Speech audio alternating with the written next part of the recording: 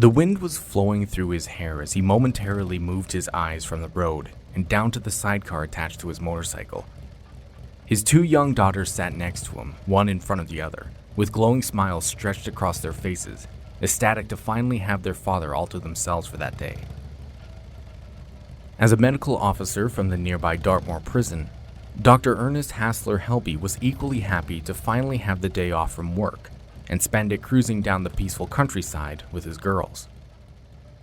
The crisp summer air bit their faces with a refreshing cool relief as the sun crested the western horizon and began to plunge the east into its natural hue of light purple and dark blue. The 3 flew past the small village of Postbridge without so much as a care in the world. They were too wrapped up in the euphoria of the day to bother slowing down, pausing to take in their surroundings. Maybe if they had, tragedy would have stayed its hand a little longer. Shortly after passing Postbridge, would the 3 run into some trouble.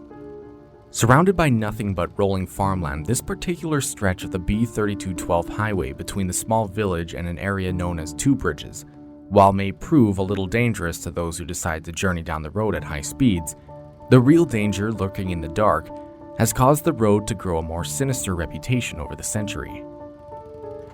Helby and his daughters had no idea what awaited them as they drove down the isolated stretch of asphalt. As they watched the sun finally disappear beyond one of the distant hills, something suddenly changed. Helby instantly lost control of the motorcycle. Something else had grabbed hold of the handlebars and attempted to veer him and the 2 girls off the road. Unknowing what was happening, Helby struggled to right the front wheel of the bike, while also trying to slow down as quickly as possible in case the worst were to happen. But try as he might, the invisible hands that had grasped his handlebars were too powerful. Slowly but steadily, they pulled him and his daughters to the edge of the road, closer and closer to the grassy ditch below. It was now or never. Helby yelled to his daughters to leap from the side of the car and into the safety of the soft ditch, while he tried to save the bike. Without hesitation, the 2 girls jumped from the bike and while in the air watched their father speed off and still struggling to stay on the road. The next hour was a blur. The 2 climbed from the ditch, disoriented and bruised, but otherwise still alive.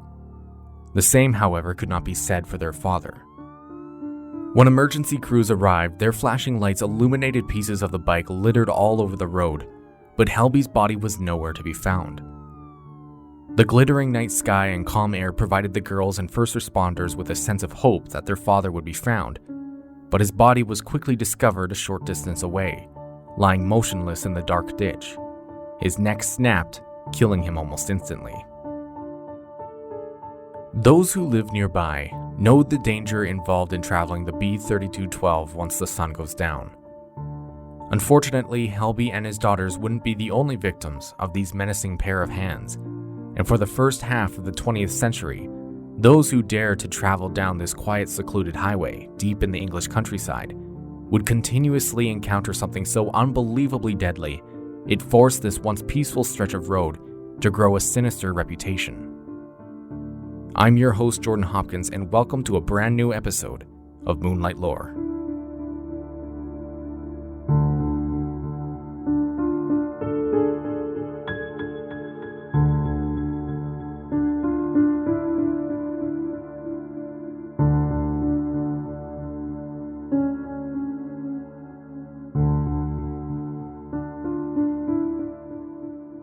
Things continue to change in our modern age.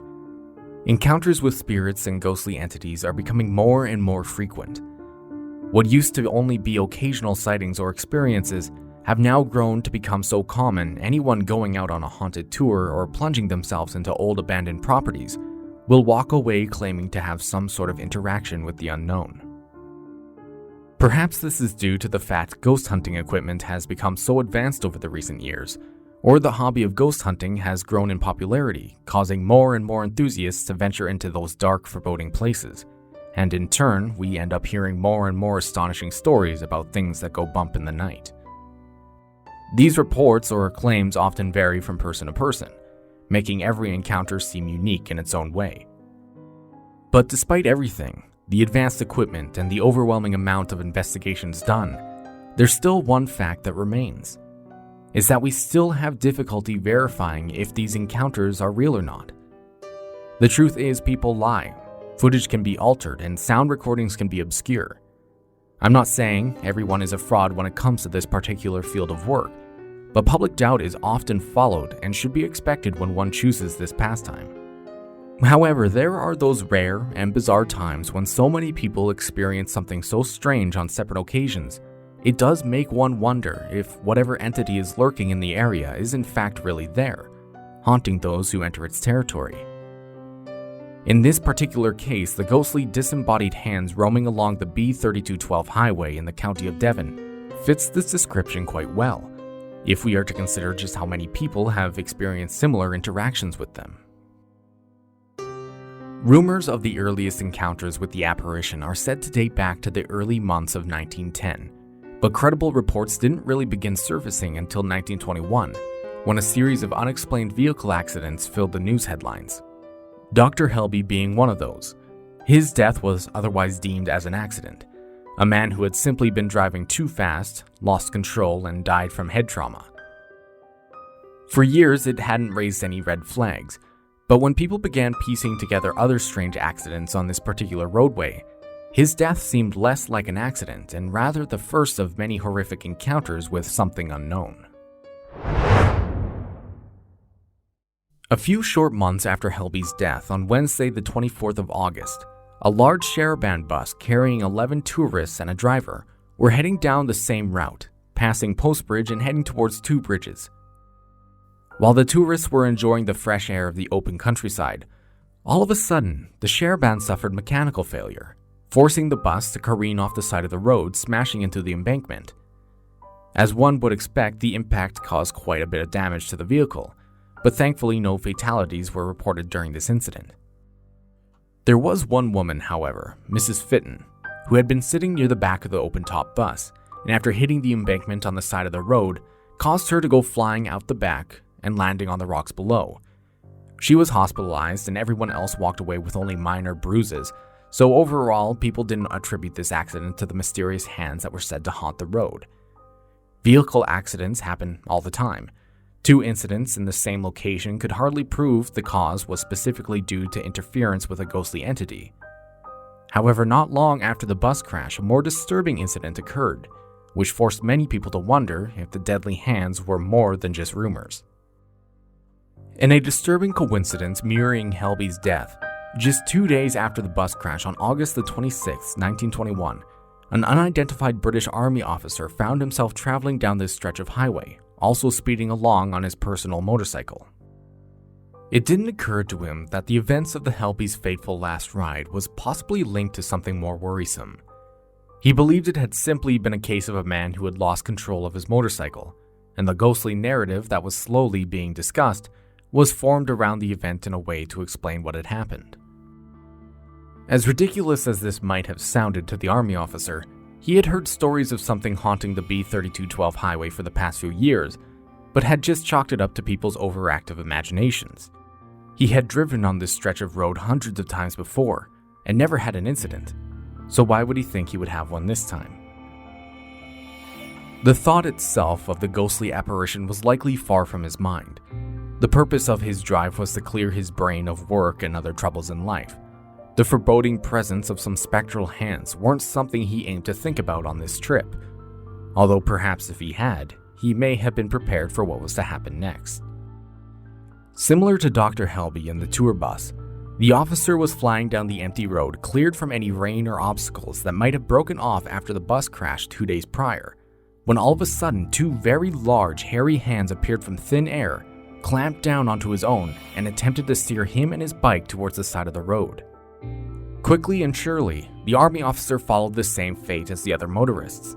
Unlike Dr. Helby, however, the officer fell from his motorcycle, and rather than colliding with the hard rocky ground which would have killed him, he landed in a particularly soft part of the grass, ultimately saving his life.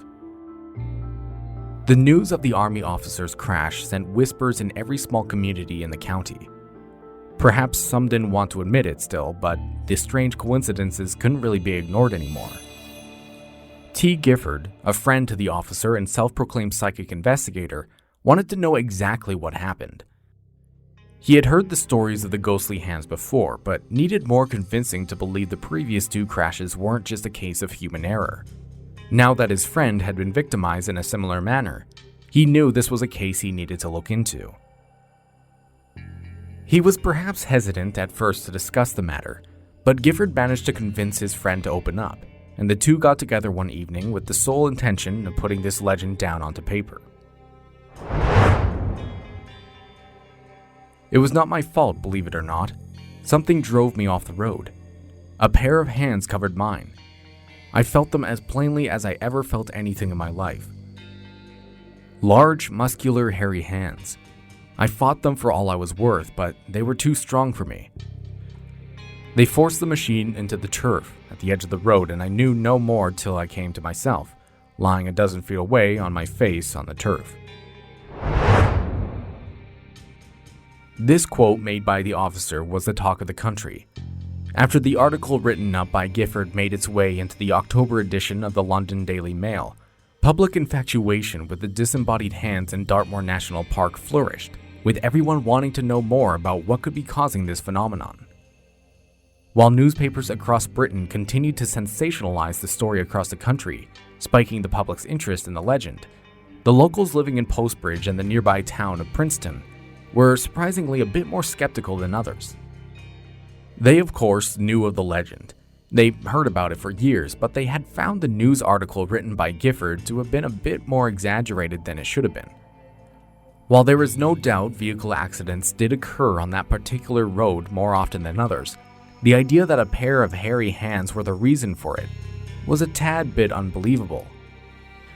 Residents of the small villages and towns in the nearby area were worried the story would deter motorists and other tourists from visiting. Dartmoor is home to an absolutely beautiful national park, and many of the communities around it relied heavily on the income that was brought by visitors.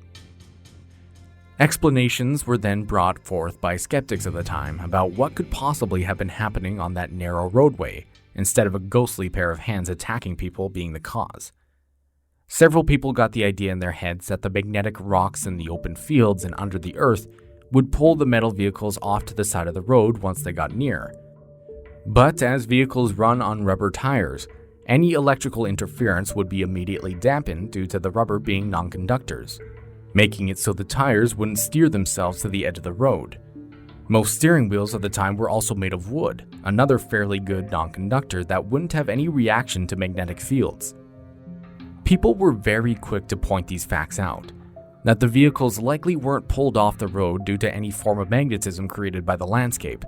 Much more likely was that the crashes were due to driver error in not properly adjusting their driving for a change in road conditions. There could be grooves worn down into the road, potholes, or even an oil slick left behind by another vehicle, or moisture from the morning and afternoon dew.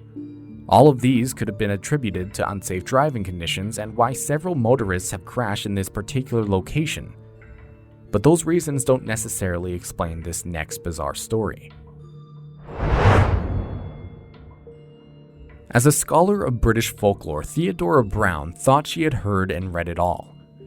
Inspired by her adopted mother and father, she shared their interest in stories and folklore from all across Western England, and meeting Dartmoor in County Devon fell right into her wheelhouse as a folklorist. Stories like the dreaded Black Shuck or typical tales of fairies were topics she frequently wrote about, including a book titled Devon Ghosts, published in 1982, where she recounts a terrifying encounter with the hairy hands of Dartmoor back in 1924. Roughly a kilometer from the stretch of road where the previous 3 crashes had taken place, she, along with her husband and parents, had parked their caravan for the evening with the intention of having a peaceful, relaxing night of camping. Of course, this story wouldn't even be worth repeating or shared by Theo in the first place if nothing happened, because while she and the others were settling down at the end of their evening, she had felt something come over her. I knew there was some power very seriously menacing near us, and I must act very swiftly.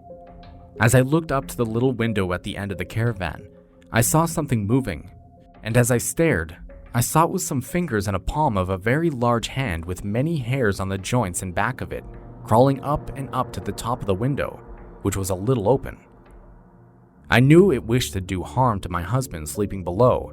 I knew the owner of the hand hated us and wished the harm, and I knew it was no ordinary hand, and that no blow or shot would have any power over it.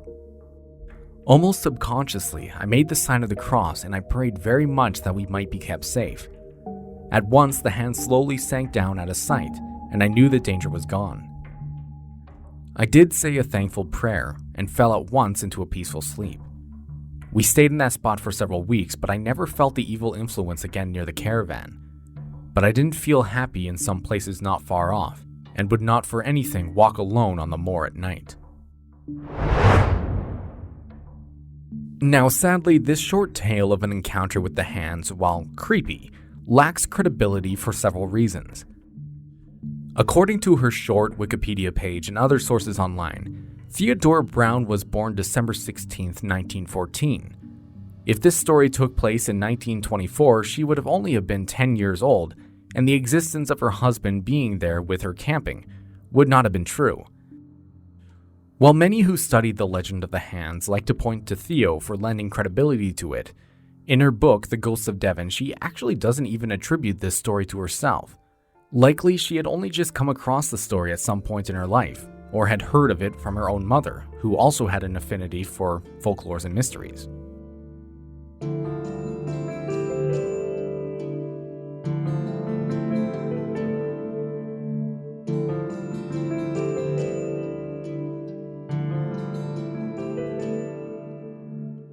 For years, stories of the fabled disembodied hairy hands have popped up here and there, with most people overall forgetting the legend even exists.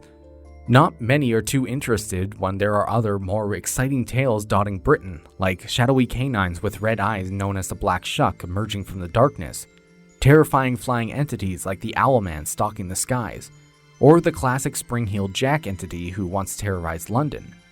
For the most part, especially for the locals around Dartmoor, they would be all too happy to forget about those fateful accidents and sightings that took place back in the 20s. But it seems, throughout the decades after, the hairy hands have refused to let anyone forget about them. Prolific paranormal author Michael Williams wrote in his book Supernatural Dartmoor of a story recounted to him by fellow author Rufus Endell before he passed away at the age of 80 in 1986. He claimed while he had been driving near Postbridge, a pair of large hairy hands suddenly appeared inside his vehicle with him and gripped the steering wheel, forcing Endell to fight for control. Through pure will and strength, Endell was able to avoid a crash as he continued to fight for control of his vehicle. Eventually, the hands vanished without a trace as suddenly as they had appeared, and Endell was able to retreat from the area with little to no issues afterwards. Upon sharing his encounter with his fellow author, Endell asked Williams to delay releasing the story to the public until after his death to avoid any ridicule that would likely follow after it was made public he too had an experience with the hands. It's an interesting thing to point out that he fully believed the story to be as ridiculous as it sounds. Otherwise, he would have come forth while he was still alive and broadcasted the fact that he had a paranormal encounter. But he was so afraid of sounding silly, he left instructions after his death for his story to be told, so he wouldn't have to deal with the possible ridicule from the public. In 1961, Theo Brown received a story from a local resident, Mrs. Battiscombe, who had been outside tending to her garden in Postbridge when a young man on a motorcycle drove past her house and down the road. Not even a half hour later, that same man slowly drove back into the small town, visibly shaken by something he had encountered. The moment he passed through the town's border, he pulled his bike over to the side of the street, turned off the ignition, and rested, looking as if he was struggling to comprehend something. Mrs. Battiscombe decided it best to make sure the young man was alright, so she walked over and introduced herself and inquired as to why the man had returned so obviously upset. He had told her not long after passing through town, a pair of large, powerful hands gripped his own and attempted to swerve him and his motorcycle off the road. When he resisted, the hands disappeared, and that's when he returned back to the safety of the town. Florence Warwick was on holiday in the 1960s and had been planning a trip to Torbay to visit some friends for the weekend. But that's when she found herself lost somewhere along the B3212 roadway. Not wanting to drive endlessly for hours in the wrong direction, she safely pulled over to the side of the road to check her road map and to make sure she was still heading in the right direction. After a few minutes of her eyes skimming the paper, trying to determine where her position was, she got the sense of something watching her, something evil and menacing. Not wanting to react in a way that may cause an onlooker to know that she knew they were there, she slowly lowered her map, still pretending to be reading it. But as her eyes moved from the page into the landscape outside, she suddenly found her field of view was obstructed by something pulling itself along the outside of the windshield. Two hands, large and hairy, were pulling themselves towards her open window. She sat frozen in fear, unsure if what she was seeing was real or not. And just before the tips of the fingers reached the cracked window, reality quickly caught back up with Florence, and she let out a guttural cry and slammed on the pedal, taking off into the horizon, the hands disappearing as if they were never even there. In 2008, a nervous Michael Anthony recounted his own story to author Nick Redfern, who studied and wrote about cases of cryptozoology and ufology near and around southwest England. Anthony related to him that he had been traveling to the village of Postbridge late one night after delivering some work supplies, and as he had left the village, the overwhelming sense of dread quickly overtook him. At first, his hands became numb and he initially believed he was having a stroke, but something in his gut told him it was something else. As he stared down at his fingers still gripping the steering wheel, he watched in horror as disembodied hands abruptly appeared over his own and attempted to force him off the side of the road. Pulling in the other direction, Anthony struggled to keep his car driving straight, but when a passing car's headlights heading in the other direction illuminated the hairy hands before him, they vanished into thin air, and he was able to gain full control of his vehicle once more and swerve back into his lane.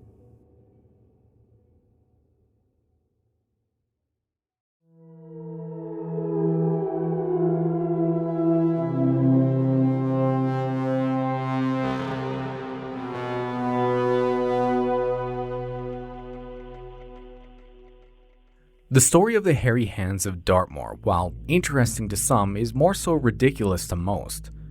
Those who do believe have come up with wild speculative theories as to what could have been the source of them. Perhaps a violent inmate from Dartmoor prison, who had since long passed away, is the culprit for trying to cause distress and chaos even in death. Others speculate that maybe a worker from the old nearby powder mills factory, a factory that once produced gunpowder, had perished in a fiery explosion at some point in history. There were a few cases of fires and explosions happening there, with a few deaths produced by them over the course of the factory's history. One such story goes like this. A rather hefty man known around the factory for his large hairy hands was left an inheritance from a relative and no longer needed to work. To celebrate this fact, he, along with many of his co-workers, went out drinking after his last shift. And by the end of the night, the man decided he wanted to keep some of his tools as a reminder to the good times and friendships he had created while making gunpowder for all those years. Now, due to the explosive nature of gunpowder, it was a strict rule for all workers to never wear boots with hobnails on the bottoms of them, holding them together. This was so when you walked around the factory on the granite floor, the metal in your boots wouldn't ignite a spark, thus creating a fire or explosion. Well, after a night of heavy drinking, this rule may have slipped the man's mind. He walked out onto the main floor, heading straight for his tool locker, but as he approached in his drunken stupor, he stumbled and caused the hobnail in his boot to catch the granite floor and ignite a small spark. The ensuing explosion then tore the man to pieces. All that was found after the fire were two very large, hairy hands resting in the corner, reaching for their tools. There are some others reaching for straws, I would say, have even said perhaps small goblins or tricksters play a role in the crashes. During this time in the 1920s to 1960s, the idea behind gremlins sabotaging planes and other vehicles was a common retelling to those who were a bit more superstitious. But like I said, this is probably just grasping at straws. Personally, I'm more inclined to believe the locals when it comes to this legend. Poor road conditions, grooves in the asphalt, or even mechanical failure is to blame for most of the crashes that have been reported. Those make the most logical sense. But a big thing about this legend, and what many scholars and enthusiasts seem to consistently find, is that much of the legend itself is majorly fiction.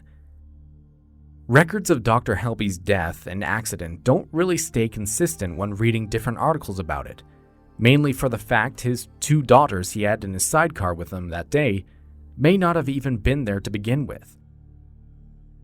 Another major plot hole in the legend is that of author T. Gifford, the man who brought forth the story of the army officer who had an accident on the road as well.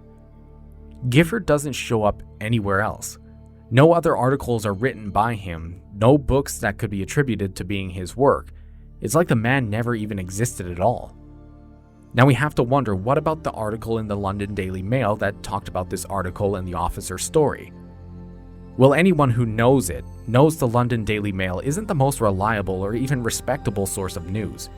They tend to over-sensationalize topics, or even straight out make them up from nothing more than little tidbits of information here and there. In the 1920s, perhaps they were more respectable, but as is the case with any newspaper, bizarre stories sell. I wouldn't put it past them to hear about the story and perhaps fabricate the tale to appeal to a wider audience to create more sales for themselves. It's certainly a thought, but one I believe is warranted to wonder. In today's modern age, the existence or even inkling of existence of a spooky legend draws in hundreds of people to any location. Those who aren't interested simply won't care and will still travel through an area regardless, but those who are ghost enthusiasts or fascinated in folklore would flock to Postbridge and surrounding area to even get a glimpse of these hands. But the fact that the local residents straight up claim that no such thing likely exists, possibly losing out on that form of attraction and tourist industry, tells me that the locals are firm believers the hands are nothing more than just a character of fiction. And I'm honestly more inclined to believe them than a few stories people have written up about them, because the locals would know best. So if you find yourself driving through the Dartmoor National Park someday, take notice of the ghostly appearance the landscape can offer. Most days, rolling fog will casually blanket the moorland in an ominous gray, the only life for several kilometers off in every direction being the lonely ponies grazing in the endless fields. It may make you stop and wonder if the hands truly are real or not. The sprawling rocky green landscape does its job well in luring your guard, so perhaps if you are willing to believe and aren't expecting it, a pair of large hairy hands may pay you a visit. Be careful though, because if they do happen to be real somehow, the stories here are testaments to just how deadly they truly can be.